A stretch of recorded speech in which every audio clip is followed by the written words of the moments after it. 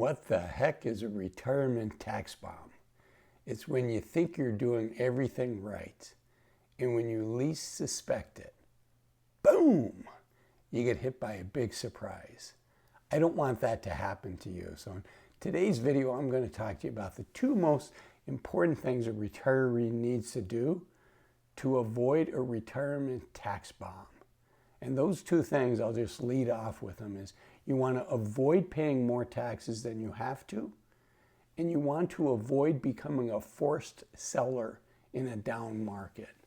Now, what the heck does Social Security and your IRAs have to do with either of those? Well, from your tax standpoint, obviously, I think it's pretty clear that looking at Social Security, looking at withdrawals from a regular IRA, a regular 401k, obviously those are going to have tax consequences to it. And towards the end of the video, we'll talk about avoiding being a forced seller in a down market. But let's first talk about the decision on when you take Social Security. You know, a lot of retirees decide to take Social Security early. And I'm not saying that's wrong, but I am saying that you really have to look at the tax consequences of doing that, and then also balancing out giving up that dependable, predictable, guaranteed increase in your payments of anywhere from, before full retirement age, 5, 6, 6.5% a year. Your payments are going to increase, plus the rate of inflation for each year that you hold off. So you're giving up that guaranteed return. And after full retirement age, which for those of us born in 1960 or later is going to be 67, for each year we wait after that, our benefits, our paychecks from Social Security is going to increase by 8%. So how do you balance all this out, and how do you avoid this retirement tax bomb? Okay, so this first chart here talks about, excuse me, cut that out obviously. This first chart here shows you what the increase in payment is for each year that you wait. Now, maybe instead of taking Social Security early, you take money out of your IRAs in those early years, and you let that Social Security, that dependable, that guaranteed income from the government, you let that continue to grow, and you take down your IRAs. Now, why would you want to take money out of your IRAs early? Well, because later on in life, as you approach 73, if you're not taking RMDs now, required minimum distributions, which is essentially the government saying, hey, we didn't tax you when you put money into these IRAs, into this regular 401k, but at some point you got to pay the piper. And the government's saying, we're going to start forcing you to take some money out every year, called required minimum distributions. And if you're not taking those now, starting in age 73, and that goes up. I believe it goes to 75 here pretty soon as well. Okay, so the first chart here I want to show you is what your Social Security payment is going to grow by. And so I want to start this chart in the middle at age 67 for full retirement age for those of us born after 1960. So here we get 100% of whatever check size we're going to get from Social Security. But what happens if we take that at 62? We're only going to get 70% of that amount. If we wait to start taking Social Security to 63, we'll get 75%. If we wait to 64, we'll get 80%. 65, we'll get 86.7. 66, 93.3, then 100%. And then it increases by 8% a year. 68, it goes up to 108%. 69, it goes up to 116%, and then 124%. Now, if you're asking, hey, Azul, you know, I was born before 1960, what do my numbers look like? Here's that chart there. Just pause the video and take a look at that. Okay, but here's a key point. If you're thinking about taking Social Security early, right, it's because cash flow is important to you. And for many folks, that means that they're probably in a lower tax bracket if they're looking at Social Security to fill in that gap. And that's not a bad thing, that's a good thing, right? The United States has 7 federal income tax levels, And the two lowest levels are at 10% and 12%. You can see what the tax brackets are here. But notice there's a big jump. It doesn't go from 12% to 14%. The next jump goes to 22%. And so what I want you to be able to do is take advantage of that 10% in that 12% bracket. It's called filling up your tax brackets. I want you to take advantage of that relatively low federal tax rate. And you can see here for single filers, the 10% bracket, you can make up to $11,600. And you might be saying, hey, Azul, that's not much money, but bear with me because there's more to this story. So 10% bracket is at up to $11,600 for singles. Married filing jointly is $23,200. 12% is almost up to $50,000. It goes to $47,150. And then for married filing jointly, almost up to $95,000, I should say. It goes all the way up to $94,300. So you can have an adjusted gross income, or I should say a taxable income of almost $95,000. I definitely should say taxable income of $95,000. You'll see why here in a second. And only pay 12% tax bracket. Now, none of us like paying taxes, but if we're going to pay taxes, 12%, I'd much rather pay 12% than 22%. And what we're trying to avoid doing is later in our retirement, triggering that 22, that 24, and then see, jumps up to 32%. There's another one of those gotchas. So we're trying to avoid doing that. Now, I say taxable income. You saw me catch myself when I said modified adjusted gross income. Well, after the modified adjusted gross income, then you subtract your deductions. And for many of us, we're going to use the standard deduction. So yes, let's take that 12% tax bracket. Let's just call it $50,000 and $95,000.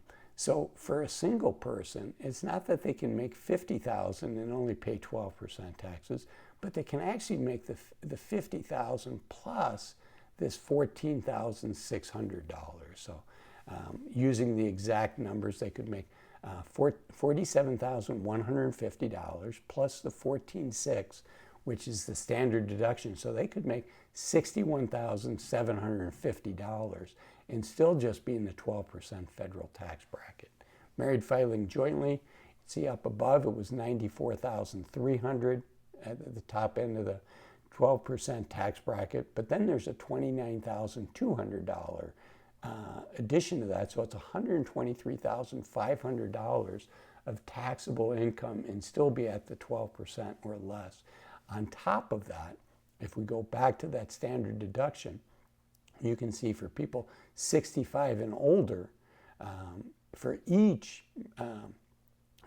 the individual, it's an additional $1,550. And I'm sorry, for married each, so that would be what, $31,000 for a couple. And then for unmarried singles, they get an additional $1,950 in deduction.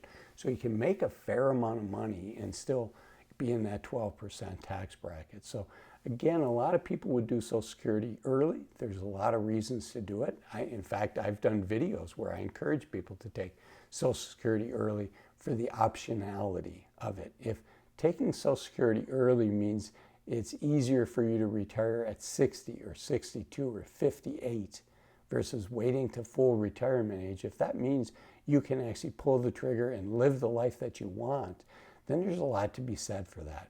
But I also want you to be aware of this potential retirement tax bomb coming later on. So, okay, before we move on from the tax side of things, I do want to show you long-term capital gains. So this is if you buy a stock, if you buy an index fund, a mutual fund, and you hold it for more than a year, you're going to be taxed as long-term capital gains, which is different than being taxed as ordinary income. And on this, you can see, so there's different tax brackets on this. The 0% rate actually goes up to basically the 12% tax bracket, but here the bracket is zero. So 47,025. If that number sounds familiar, it's because it was the upper end of the 12% ordinary income tax bracket. but for long-term capital gains or qualified dividends, it's $47,025. Plus, for married filing jointly, it's just under that $95,000 number that we talked about earlier. So,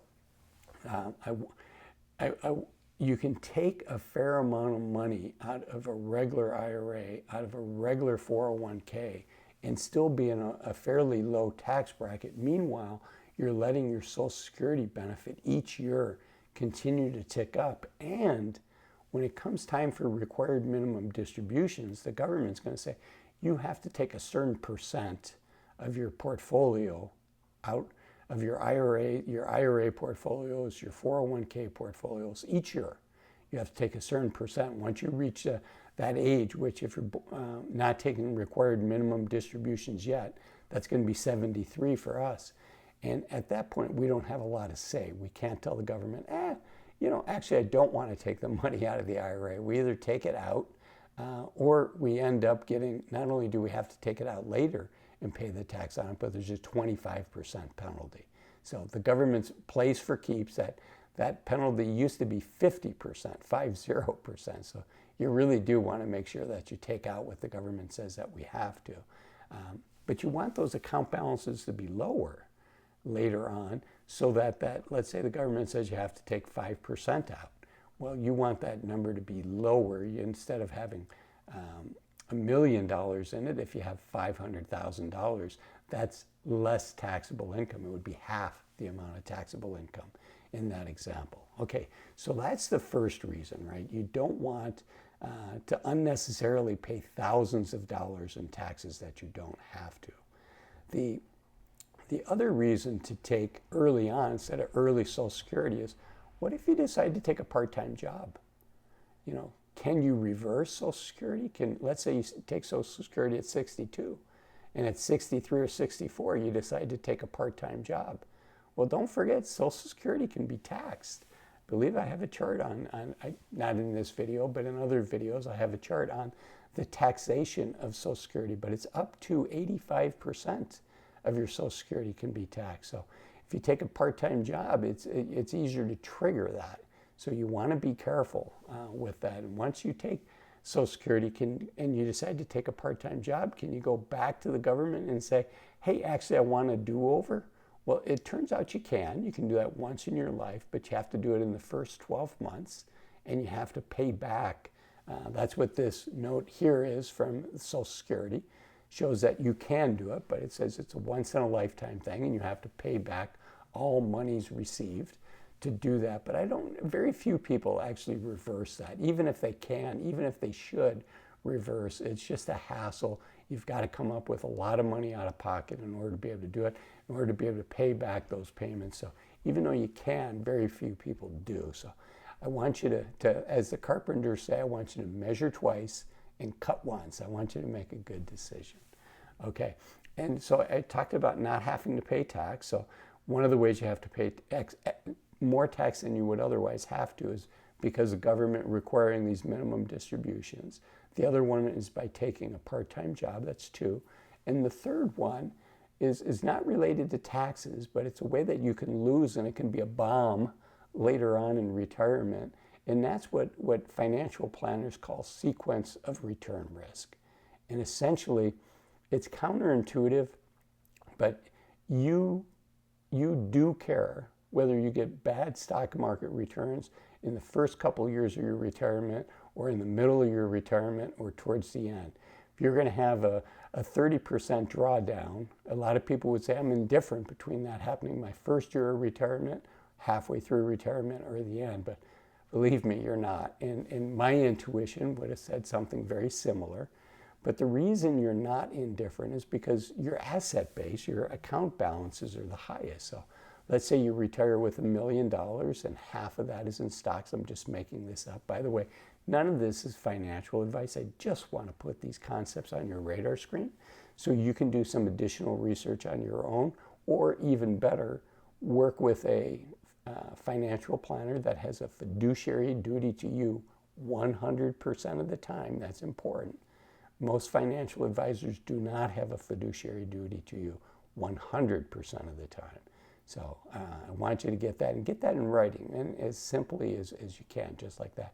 So work with a financial planner or with an accountant to help you with this and looking through this. But getting back to the sequence of return risk, you are it has a much larger negative impact on your portfolio and your retirement if you get negative returns, specifically really bad returns, right? I mean, hopefully most of us are going to have 30 years in retirement.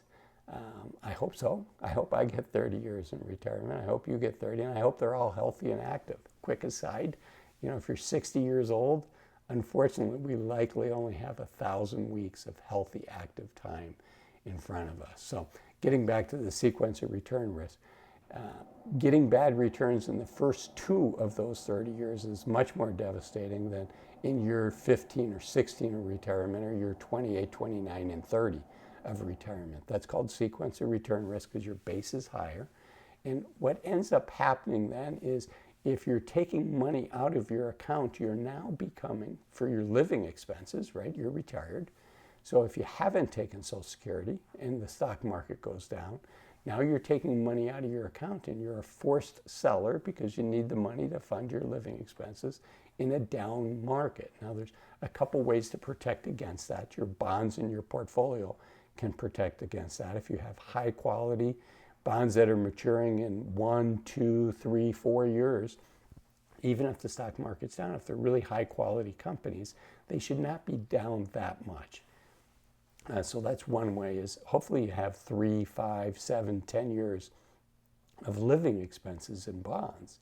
But another way to protect yourself against that is to have in your back pocket the ability to say, well, I wasn't planning on taking Social Security for another 2 years, but if I take it now, then I can avoid selling some of my stocks, some of my equities at these low prices. So that gives you the advantage of being able to do that. So those are the 3 ways to avoid the retirement tax bomb. And I also want you to avoid the number 1 regret that retirees have, which is, for many people, is not retiring sooner. And that's what this video up here is about. 5 reasons to retire as soon as you can. Thanks for watching this one, and I'll see you in there. Bye-bye.